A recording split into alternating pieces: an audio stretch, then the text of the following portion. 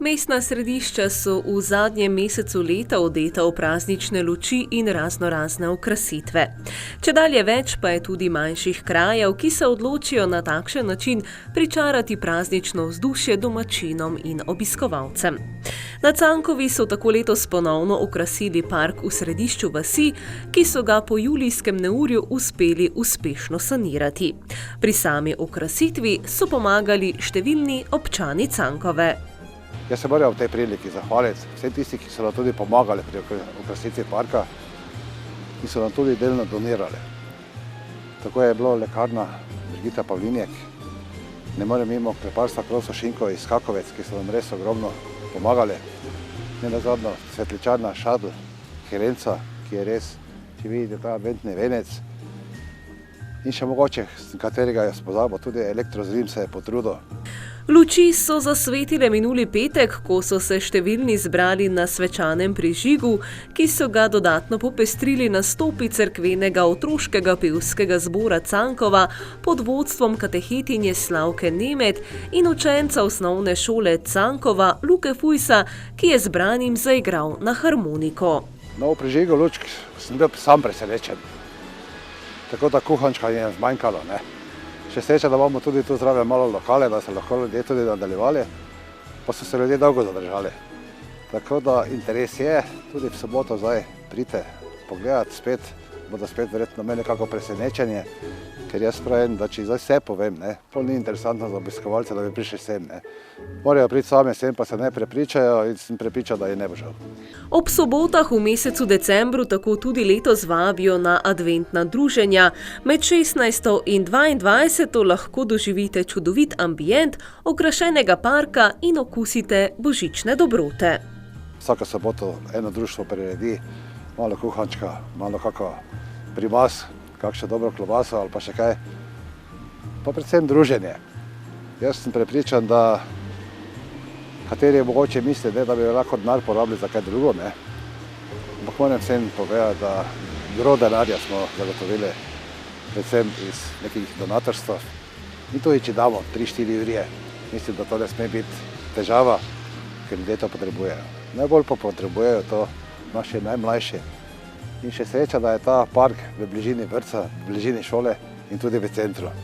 Praznični park poleg velikega adventnega venca ter jaslic dodatno krasi pravljična dežela, kjer malčke pričakujejo Muca Copatarica, maček Muri z Muco Maco in gozdne živali. Imamo tudi tu božička na sankah, imamo tudi jelenčke, ki jih vlečejo, ampak zdaj jih bolj malo, ker ni snega. Ampak jaz sem prepričan, da tudi če ni snega, če so močni jelenčki, bodo potegnjeni. In vsi tisti otroci, ki so bili pridni oziroma še bodo pridni, ne, bodo verjetno dobili kako božičkovo darilo. Tako da jaz verjamem, tudi ta nabiralnik že po mojem se malo polni, ne. In pol bo pač božiček se vsedel, pa tisti najbolj pridni, pa tisti najbolj, kaj so pač največ napisali, verjetno nekaj bodo dobili, ne. Jaz sem pa prepričan, da tudi bomo imeli en obhod z lanternami za otroci tu mimo, ne. Malčki lahko pripravijo tudi pismo in ga oddajo v božičkov nabiralnik želja. Vseh želja ne bom mogel izpolniti. Ampak mislim, da so otroci več ali manj zadovoljni, že ko to vidijo. Otroke bo obdarila tudi občina, ki se vsako leto spomni še na starejše občane in občanke. Občina Cankova obdari vsako leto občane, ki so starejši od 70 let. Ne obdarimo jih ne vem kako veliko, ampak da obdarimo vse.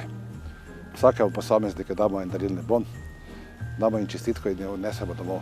Tako da so v tem primeru res deležni vsi, ker marsikateri ne morejo priti in mislim, da je tako tudi pravilno. Prazničnih prireditev je v decembru po raznih vaseh občine Cankova mnogo. V minulih dneh so gostili tudi Miklavža. V Kraščih so imeli res vrhunsko zadevo. Jaz moram se res zahvaliti vsem tisti, ki to pripravijo. Vzdušje je bilo res lepo, pa tudi fajn je bilo videti te najmlajše in njihovo zadovoljstvo. Videl sem, da je bil dom poln, bil je zelo lep program. Tudi pol, ker so še imeli miklavževanje, tudi sam sem se malo prestrašil. Tudi jaz sem dobil eno darilo, dobil sem eno fajno palico, katero upam, da ne bom treba uporabljati, ne. Ampak res so imeli dobro. Tudi v Gerlici so naredili eno zadevo Moram tako povedati, da po vaseh še imamo posameznike, ki se res trudijo. Jaz bi bil vesel, če bi jih bilo več, ker vsaki posameznik ne more narediti vsega, ne. Lahko je nekje tisti motor ekipe, ne, ampak posameznik je lahko uspešen, koliko ima ekipo. Tako da kar nekaj vasi je tudi naredilo okrasevanje in jaz se vsem zahvaljujem in tudi mislim, da so s tem pokazali, da občina Cankova ni samo občina, center, ne, ampak nažalost center pač imamo malo bolj okrašen, ker imamo šolo tu, imamo ambulanto tu, imamo celotno zadevo. Vse, če bi bilo to v Gerlincih ali pa v Kraščevi, bi verjetno imeli bolj tam, ne. Ampak sem pa vesel, da pa vse posočen tudi kakšna lučka zagori, kako drevesce postavljeno in da se ne obadamo samo s vsakodnevnimi težavami, ampak tudi se mogoče malo sprostimo in tudi kaj pohecamo in tudi si naredimo nekaj načrte za naprej. Kot pravi župan, je vodilo pri pripravi božičnih aktivnostih predvsem druženje in veselje, ki ga uspejo narisati na otroških obrazih. Mi smo imeli tudi zdaj božičkovo predstavo, ne, a božič bo. V dvorane je prišla amaterska skupina iz Gornje Radgone, moram povedati, da je bilo lepo. To so neke malenkosti, ne, ampak sem videl tisti otroci, ki so bili tam, so bili presrečni, ne. Zakaj ne bi omogočili tega?